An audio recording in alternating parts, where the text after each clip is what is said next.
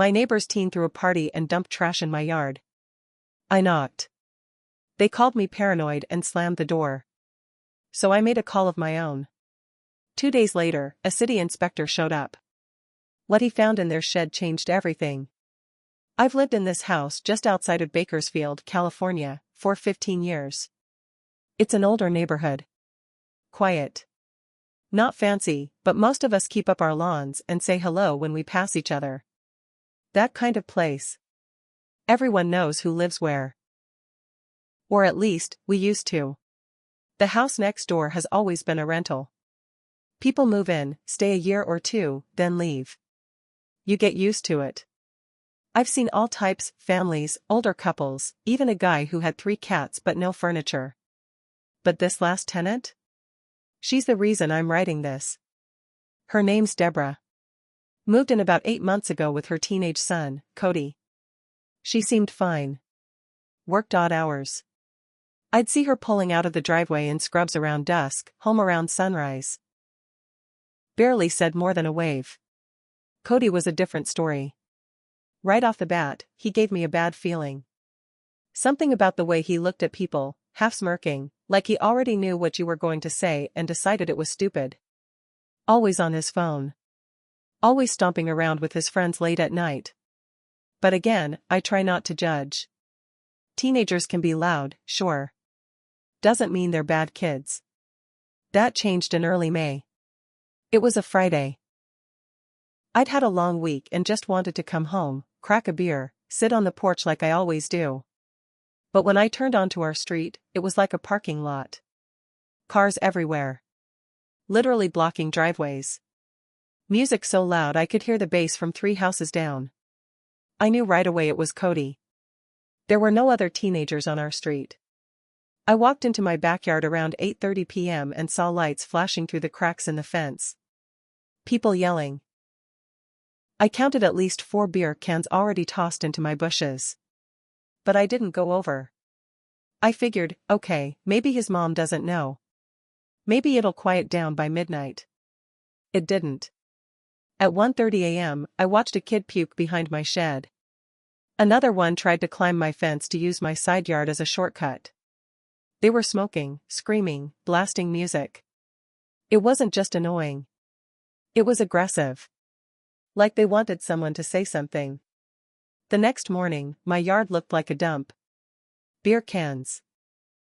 Cigarette butts. One broken bottle next to my grill. There was even a sock, just one, hanging from my tomato cage. That's when I decided to knock. It was just after 10 a.m. I figured maybe Deborah was home. She wasn't. Cody answered. Shirtless. His eyes were red. I could smell the weed from the porch. I said, "Hey. I think your friends left a bunch of trash in my yard last night." He just stared at me. Then he said, "Okay, paranoid. You sure that wasn't your party?"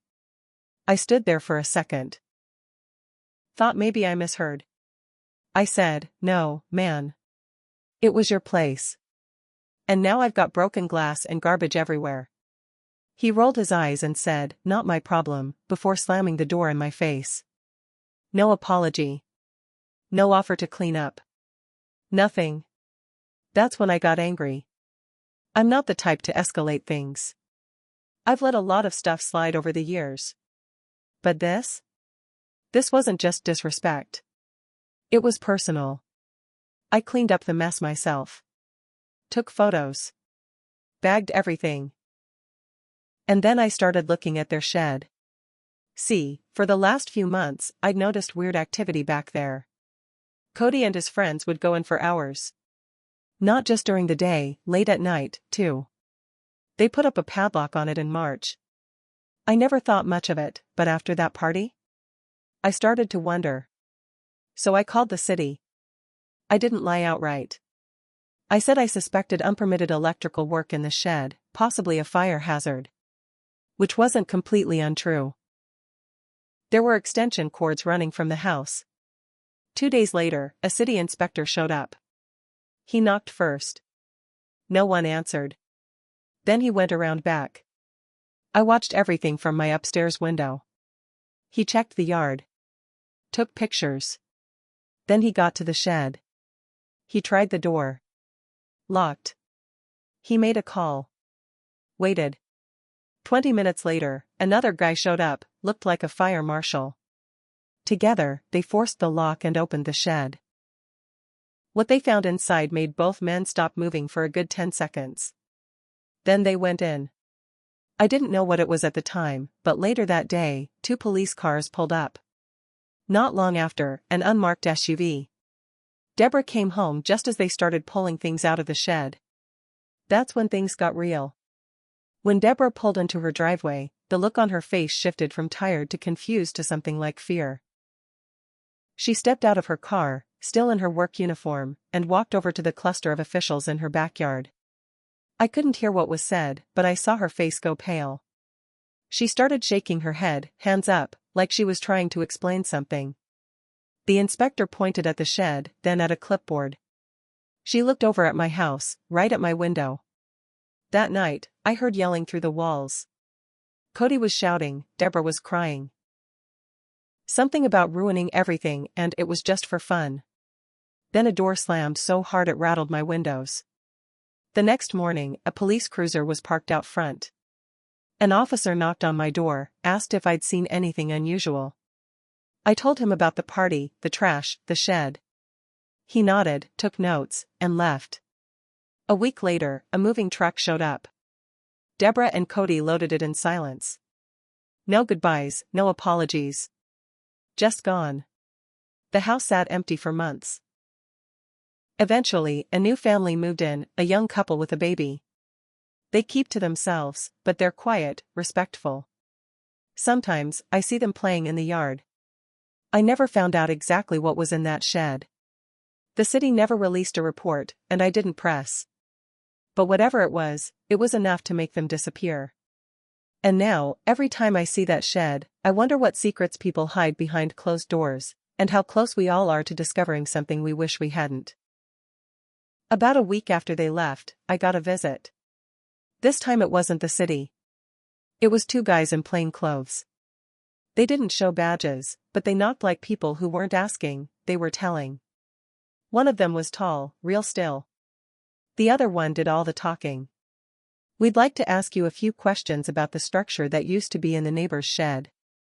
I said, I don't know anything. Just made a call about a possible code issue. I never went inside.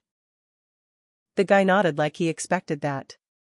Then he said something that stuck with me. We're not investigating a code violation anymore. We're looking into online activity that may have originated from this address. Possibly involving minors. I felt the skin on my arms go cold. I told them I didn't know anything, which was the truth. They didn't stay long. Gave me a card. Said if I remembered anything, to call. After they left, I sat in my living room for an hour, not moving. I just stared at that shed through my blinds. I remembered how many kids had been going in and out during the parties. The padlock. The weird lights. The late-night yelling. Cody laughing through the fence. A few days later, the new tenants moved in. They were nice enough. Introduced themselves right away. The husband asked about the shed, said he was thinking of tearing it down. I didn't say much. Just nodded and said, might be a good idea. Then, 2 weeks after that, I got a letter in the mail. No return address. No stamp. Just folded paper slipped into my mailbox. It said, you think you helped? You just made it worse. Stay out of things you don't understand. No signature. No name. Just that. I didn't sleep much after that. I bought cameras. Upgraded all my locks. For the first time in 15 years, I started keeping a baseball bat under my bed. And still, part of me wondered, what was really going on back there? About a month passed. No more letters. No visits. Nothing strange. I started to relax a little. Then something else happened. The new couple next door knocked on my door one evening. It was around 7 p.m., just getting dark. The wife looked nervous. The husband did the talking. Sorry to bother you, he said.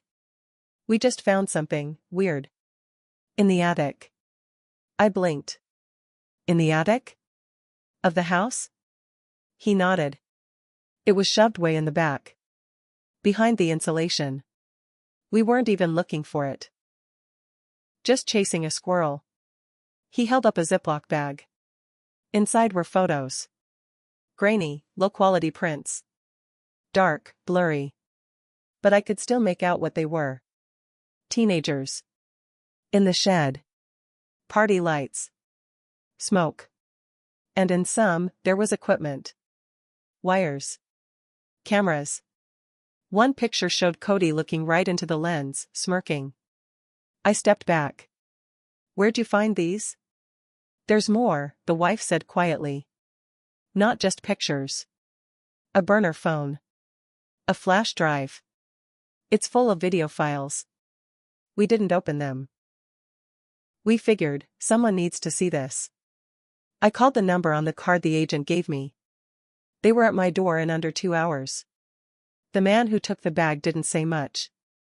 Just asked where it had been found, and whether we'd watched anything. I told him no. He looked me in the eye and said, "You did the right thing calling us." They were gone just as fast. That was the last time I heard anything directly. But 2 days later, the shed caught fire. Middle of the night. No lightning. No storm. Just flames. It was out by the time the fire trucks got there, but the structure was destroyed. Arson, probably. But no one ever said. The new neighbors didn't seem too shaken. In fact, they tore the rest of the shed down that weekend. Said they wanted to start fresh. Me? I watched everything from my window again. Same spot. Same angle.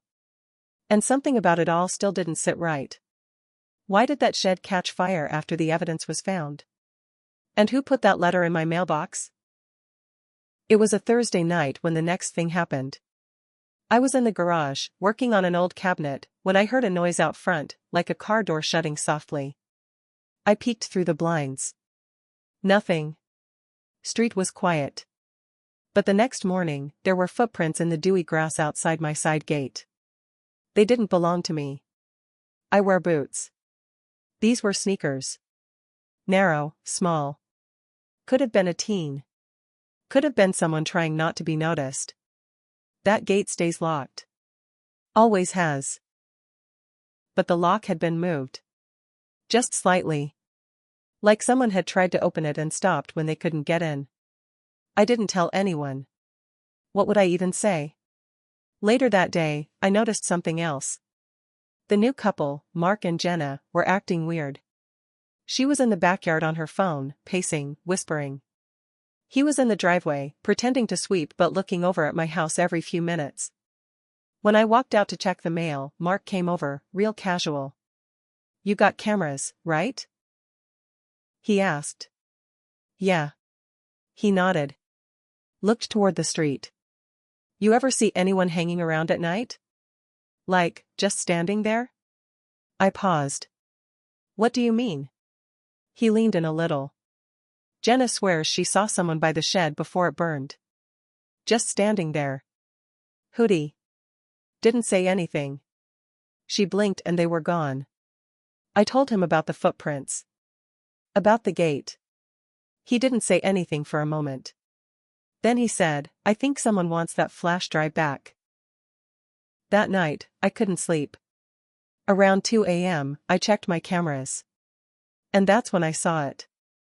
2 nights before the fire, at exactly 3:13 a.m., someone had walked through the alley behind our homes. They paused at the corner of the shed. They didn't do anything, just stood there for 3 solid minutes. No phone. No flashlight. Just stood there. And then, they walked away. No face. No license plate. Nothing to trace. But they knew. They knew exactly where to go. What to look at. When to leave. I saved the footage. Made copies. Took one to the police myself the next day. They said they'd look into it. But I could tell by the way they said it, they wouldn't find anything. That shed was more than just a party spot. It was a front. A place to record things. Hide things. And someone had been watching the whole time. Not Cody. Not Deborah. Someone else. About 3 weeks after I turned in that footage, I got a phone call. Blocked number. I let it go to voicemail. The message was only 4 seconds long. Heavy breathing. Then a single word, stop. That's all. I took the recording to the detective I'd spoken to before. He listened. Didn't say much. Just added it to the file. They never traced it. I tried to move on. Kept my head down. Didn't talk to the neighbors much anymore. Mark and Jenna were already planning to move. They didn't say it outright, but I could tell. Too much had happened. One afternoon, I saw a black car parked across the street. Same car showed up 3 days that week. Same spot, engine running. No one ever got out. On the 4th day, I finally walked outside and stood there. Just stared at it. It pulled away slow. Later that night, I looked up Deborah on the internet. Nothing recent. Just a mention of her old job and a missing persons report that had been pulled back. No charges. No court records. No death certificate. Just, gone. But the strangest thing was Cody. I found his name buried in a comment thread on an old internet forum, someone asking for help removing a malicious software package that had been spreading videos online without permission. The username? Not my problem 17. Same words he said to me on my porch. I clicked the profile. It had been deleted. That night, I sat in the dark, watching the corner of the yard where the shed used to stand. All the lights were off. No music. No movement. Just stillness. And for the first time, I felt like I was being watched from inside my own house. I still live here. Same street, same windows, same view. But now, I check the locks twice before I go to bed. I don't wave at new neighbors right away. And sometimes, when I pass that spot where the shed used to be, I catch myself looking over my shoulder, not because I think someone's there, but because I know I'll never be sure they're not. And the worst part is, I still don't know if I made things better, or if I just got someone else hurt.